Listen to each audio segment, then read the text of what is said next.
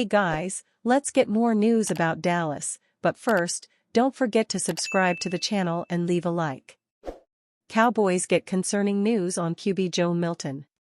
A new report explains the New England Patriots' decision to trade quarterback Joe Milton to the Dallas Cowboys, pointing to doubts about his ability to mesh as a backup in the QB room. The Cowboys sent the Patriots a 2025 fifth-round pick, number 171, in exchange for Milton, who was a sixth-round pick last year. Dallas also received a 2025 seventh-round pick, number 217, in the deal. The Cowboys needed a capable backup with Cooper Rush leaving in free agency for the Baltimore Ravens. Milton earned some praise for his lone start with the Patriots, passing for 241 yards and a touchdown. Some assumed New England moved on from Milton to take pressure off starter Drake May. However, Greg Bedard said on the Greg Bedard Patriots podcast that Milton burned some bridges within the organization in New England. Joe Milton, and this is a direct quote from someone in the organization, is not a good dude, Bedard said on the Greg Bedard Patriots podcast. Knowing your role, playing your role, being part of a harmonious quarterback room, that was going to be an issue. It wasn't about Drake May. It was just about the room. If the report of Milton not being a good dude is true, perhaps a change of scenery and playing behind an accomplished veteran like Dak Prescott will help him. And so far, Milton has said all the right things.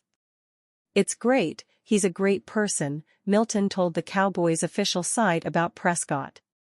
This is my second time meeting him, so just being around him I feel the great energy that he brings and just willing and look forward to learn from him and really compete. Milton also described himself as cool, calm, and collected. I like to have fun, I'm very passionate about football, play Call of Duty here and there.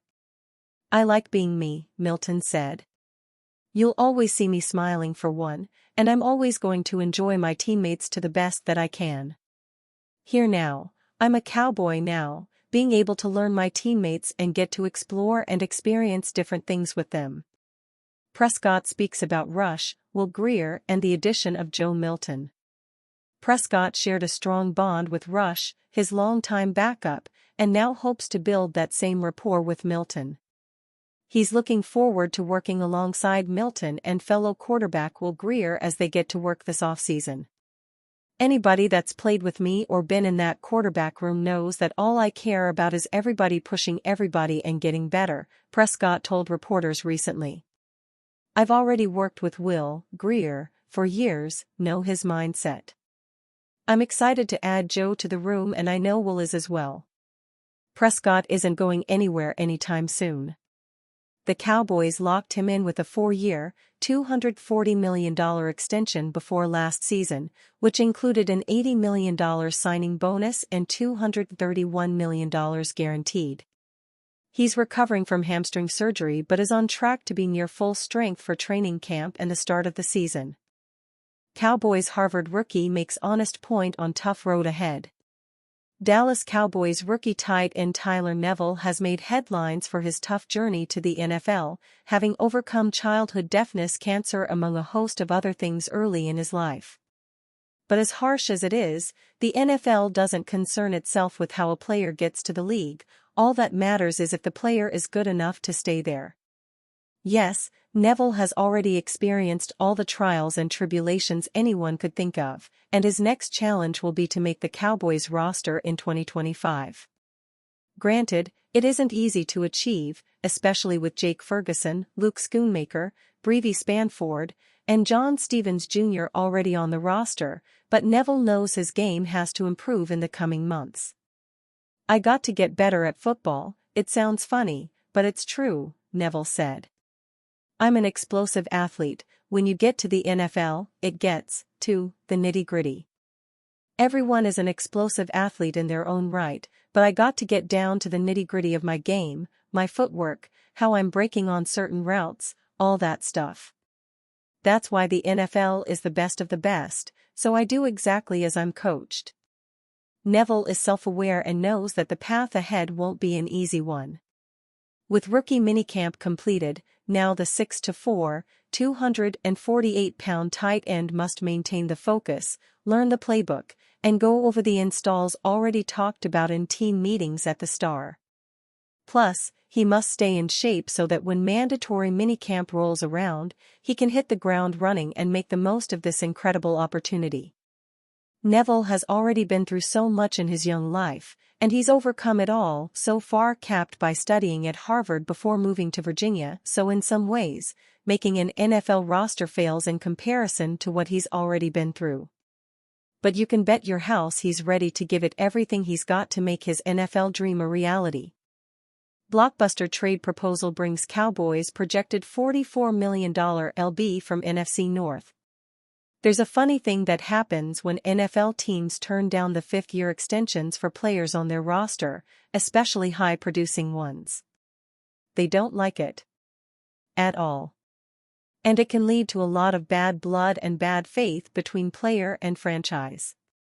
In the most basic terms, it's the franchise's way of telling a player, "We don't think you're worth the money." Such is the case of Green Bay Packers linebacker Quay Walker after his team turned down a fully guaranteed option for 2026 that would have paid Walker approximately $14.75 million despite the former first-round pick racking up 341 tackles over his first 3 seasons. The move by the Packers came on the same day they picked up the $13.922 million fifth-year option for defensive tackle Devontae Wyatt. That might mean it's time for a trade, and the Dallas Cowboys seem like a prime candidate in terms of both roster needs and the need to make a high-profile move to bring in more top-line talent. A deal for Walker might be pretty simple: try a 2026 second-round pick and 2026 fifth-round pick. That deal uses one of the 2 compensatory picks the Cowboys are scheduled to receive next year. The Packers have signaled to the league they don't think Walker is valuable enough to pay like a top 10 inside linebacker, which he obviously is.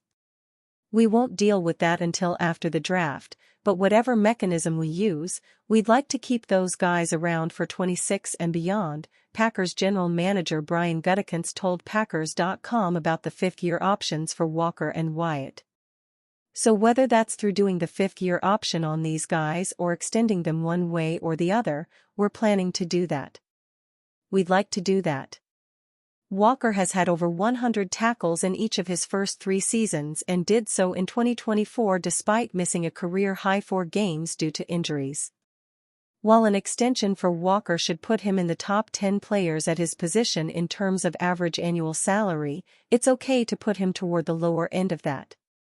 In that case, a 4-year, $44 million offer from the Cowboys might do the trick. Working against Walker are a series of high-profile incidents from his rookie season in 2022 that have had a lingering impact on his reputation. Walker was ejected from 2 games that season. The first, for shoving a practice player on the Buffalo Bills sideline in Week 8, might have been easily overlooked. The second ejection, in a Week 18 game against the Detroit Lions, became a massive talking point after Walker shoved a member of Detroit's athletic training staff as they tried to administer aid to an injured player. More notable, somehow, was Walker's childlike meltdown as he left the field following the ejection. It's a moment that's also continued to produce some incredible memes almost 3 years later.